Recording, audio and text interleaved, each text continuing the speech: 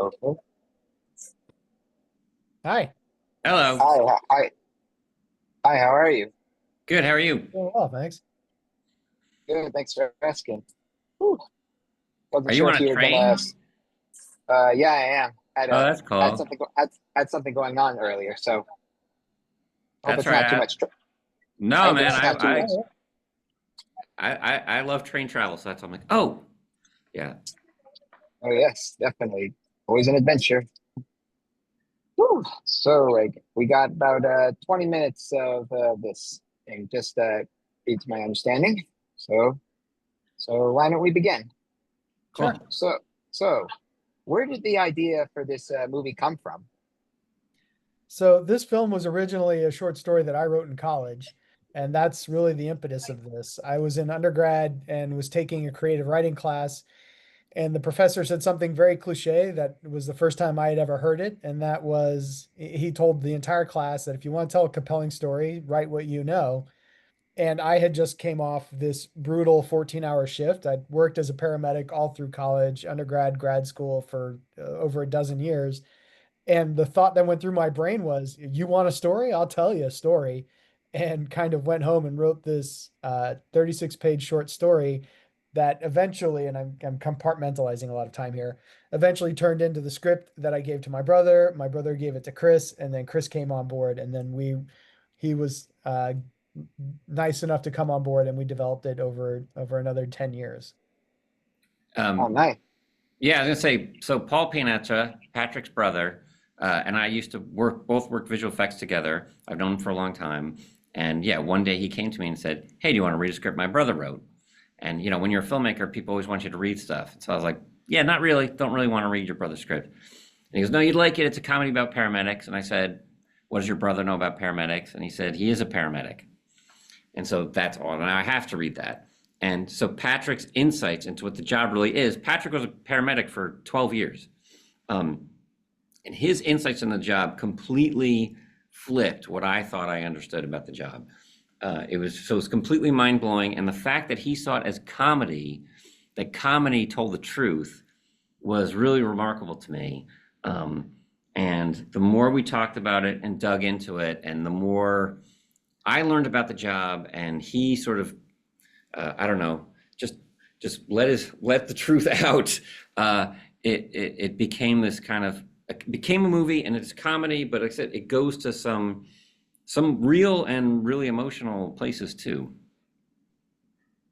Oh yes, I felt the same way. I was watching this movie, and I wasn't sure if I was going to like it, because of how like comedies these days like basically assume that cursing is what makes a movie funny. But there's a montage where there's a scene where the Rainn Wilson character says like "f this, f that, f everything," but he says it in a more honest fashion. Like, is Yeah. that how you were going for in this movie? Like how you're using cursing in an honest sense? Yeah, I mean, the main goal for me, I wanted to make a movie that would make you feel like what it would be like to be a paramedic. Like all the emotions, all the energy, like I said, how funny it is in the truck, how heartbreaking, a bad call can be, how funny a weird call can be. And but once you start doing that, it's like, yeah, once you start talking the way like most of us talk in real life, and especially people on that job who are like dealing with gallows humor, right? They use gallows humor just to survive. That's how you talk, and especially when you're really upset, just trying to get to that level, and yeah, just trying to kind of show it warts and all. And that particular montage that you're talking about was probably or is the most relatable thing that people have been reaching out to me who have seen that scene, that work in the field. They say like that's one of the more relatable scenes to them because we all reach that breaking point, and that walking through a cathartic, just f this, f that, I just you know um really drives the stake home for the majority of us. Oh yes, it does. So I never really knew that paramedics got the shit end of the stick or so. Before I saw this movie, I mean, I was in an ambulance once with my mother or so. This was a long time ago. I don't remember what the injury was, you know, but is that basically how? But you're a paramedic or so. Is that basically how it is or so? So in the real world, uh like that's a struggle or so in the society, and it's mostly the Yeah, I mean, doctors that get it's most praises. yeah, it's a struggle financially for sure. The pay scale is accurate. All the pay numbers that we use in the film are tied to the Bureau of Labor and Statistics. We didn't make any of those numbers up. The emotional toll is very, very real, and I can only speak for myself, but I can also tell you that 6 of the people that I have worked with over the course of a dozen years have committed suicide. So the emotional toll of this job is very real. Um, but this shift that we put in the movie is not a normal shift. This 24-hour shift is 12 years boiled into 24 hours. So it's not like this is every single day, but everything that you see is based in reality. It's grounded in actual calls that I have run. But yeah, it's not like every day you go to work, it's this insane. Oh yes, it's like, like it's basically it's a comedy that knows what the workplace is from that standpoint, or in this case, like your standpoint, considering that you were a paramedic or so. So speaking to the both of you, like what's it like working with the cast and like writing the material for the cast and so forth? I mean, it was a dream cast, to be honest. I mean, uh, when I heard that Rainn Wilson liked the script, I was so excited because I was already a huge Rainn Wilson fan. Um, I mean, I loved him in a lot of. I mean, I loved him in Super. I loved him in 6 Feet Under. But of course, like Dwight Schrute is one of the most iconic television characters ever, and I think Rainn is so fascinating, and that role is so fascinating to me because I think it's this. He's built these so many layers into one character, from this kind of emotion and pathos to like actual danger. Like I don't think he's just. I always thought Dwight's not just all talk, right? And so that same idea, that using that sort of spectrum for a paramedic who really cares about his patients, but is also burning out and at the end of his rope, that Rainn had that capacity, and that all the cast needed to be comedic actors who could go to the dark side. And like Lil Rel is one of the funniest people in the world, and he's hilarious in the movie, but he also has a couple scenes, one in particular, that is just so intense, just so dramatically intense. And so I think that's a side of him that maybe folks haven't seen yet. But the whole cast, like Amy Carrero, actually really is almost like the rudder, right? Like she manages to ride with these guys and has a really tricky role to play because she has to be really smart, but she's also green, and she's tough, and she's putting up with these guys, but she still has hope. She still has resilience. And she did such a superb job of knitting that together. And then, like I said, then you've got guys like Rob Riggle, who is always hilarious and is like really stands up to Rainn as a foil, as playing like an ER doctor who's at the end of his own rope, but is coming at it from a totally different angle. And Yvette Nicole Brown, who I love, who is just so tough and so funny, and is like this mother hen, like kind of takes care of her own paramedics, but also has to kind of slap them around a little bit when they're not performing the way they should. And so anyway, it was just, I think we got extraordinarily lucky. And yeah, and like I said, and I give a lot of credit to Rainn too. Rainn was when he came aboard, really pushed the script to be like better and better and funnier and deeper. And so that was, I think, as you get, I think, really great actors and trying to shape the script to their voices, and like, their DNA gets into it, I think, I don't know, it just makes it better and better. Well, it's a terrific cast, and like they're funny and they're serious, and that's what I find most appealing about the film. Let's see. So like, how long did it take for you guys to film this movie? It was if you're asking about shoot days, it was a 28-day shoot, and if you're asking But about not really. Yeah, sorry, we lost a couple days. It was really 26, but yeah. Oh wow, okay. Okay. Development was like 12 years. Yeah, Patrick and I were writing this thing. I think about a dozen years of writing the script. We would, it would be in a drawer, and you'd take it out, and we'd kind of revise it, and you'd put it away. And then after a few years, it started really kind of catching fire. So yeah, I was just obsessed with it.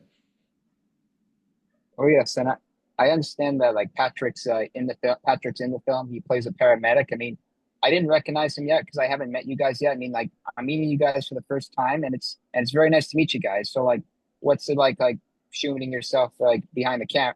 You know, like the writer, you know, like having the writer behind the camera or so forth. Yeah, Well, it was.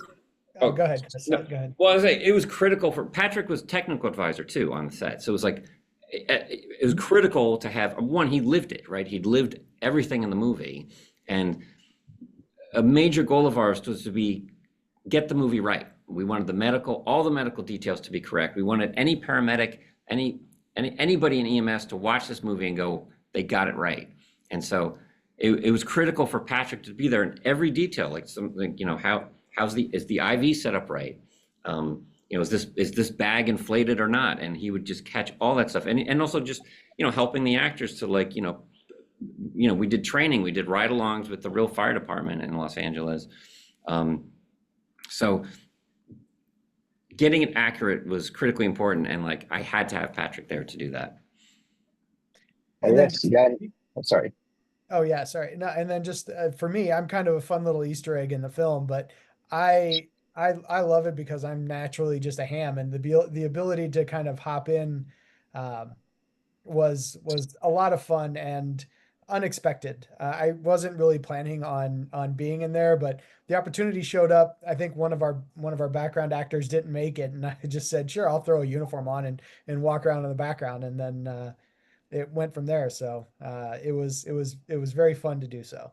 No, we have a few real paramedics in the movie, so to mix in the real paramedics and real doctors with the cast, I think just helps it feel real. And they agreed to be a part of this, and they agreed to be a part of this film. That's amazing. Yeah.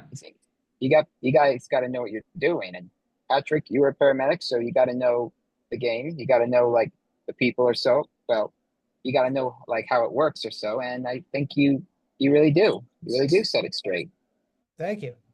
I think also the support we got from the real community, from the LA Fire Department or LA County Fire Department, from the folks at Lifeline Ambulance who were so supportive and helpful. They really wanted to help us get it right, and they were great. Oh yes. Well, let's talk about the soundtrack because some of the music is used in the right sense. So, like, how do you guys like know like which music to use on a smaller scale? Well, I knew like when I write, I tend to write with music and music in mind, and so there are two aspects, like trying to create music that would be surprising for an ambulance film, but then also what I thought was so interesting was the composer Max. He some of the most critical scenes. There's parts where the movie breaks the fourth wall, and he made these really extraordinary pieces where he put them together with medical instruments, and each one is totally different, but they'll be like full of either electronic beeps from real medical devices, and sometimes it's like the clinking of scalpels and stuff. And then one of the scenes was about how we're all racing towards death, which is actually a funny scene, and he drove it with a ticking clock, and I thought that was a genius idea. So I just loved his music, and it was so, and especially when it comes in sometimes emotionally, it really just sort of creeps in. It doesn't push you to feel a certain way, but it really kind of comes in and supports it in a really haunting way. So I thought he did a phenomenal job. It was very Yes, he did. Yeah. Oh, were you saying something, Patrick? Sorry. I just said I thought it makes it feel so immersive and non-intrusive. Like Chris said, you don't realize it's there until you realize it's there, and by then you're so in the moment that it's. I think it's the mark of a great composer. Oh, yes. Oh. True. Sorry, I froze up there. That's all right. So I was actually going to ask you something about breaking the fourth wall. Like I do that. I often do that from time to time or so when I'm in a different area. Sometimes I like to pretend like people from another dimension are watching us or so. Like, are you guys using or allowing the actor to break the fourth wall as a sign of freedom that he's able to say F you to people without getting in trouble or so? Or are you allowed to, you're letting him be free with the dialogue and so forth? I can tell you where it came from. Patrick and I really talking, right? So I would ask Patrick questions, and he would tell me things, and he would just explain things to me, like, he would just explain things like, well, no one ever dies in the ambulance. And he would just mention these things. I'm like, what do you mean nobody ever dies in the ambulance? It's an ambulance. People must die all the time. And he'd go, no, never. No one ever dies because you're not allowed. So if we start working on you, we have to continue working on you until we get to the hospital, and we cannot stop. So inside the ambulance, no one is ever dead. And that was mind blowing to me. And so at some point I would just ask him, like, we will just break the fourth wall and just explain the stuff to the audience. It's pointless to always to be constantly finding some firefighter, someone on the bystander to explain this to. So it's like really just a natural part of Patrick's and my conversations. And so, but once we wrote that into the script, it was almost this kind of Warner Brothers cartoon or Fight Club sort of breaking the fourth wall, and the movie became more elastic in a way that I really loved, because again, we could sort of get to the truth a little more. It's just a funny way to, and it gives it this deeper connection with the job and with Rainn's character. And I think it's some of the most fun parts of the movie. Oh yeah, definitely. Well, I'll be spreading. I believe it'll be heading out in theaters, in select theaters. Some theaters with very few showtimes or so. But I will do my best to spread the word about it. And I want to congratulate you both on the film. Thanks so much. Yeah, I'm glad you liked it. Thank you. I'm glad I did too. Cool, man. It was a pleasure talking. Likewise. Thank you. You guys have a great day now. You Thank too. You too. Take care. Bye. Bye.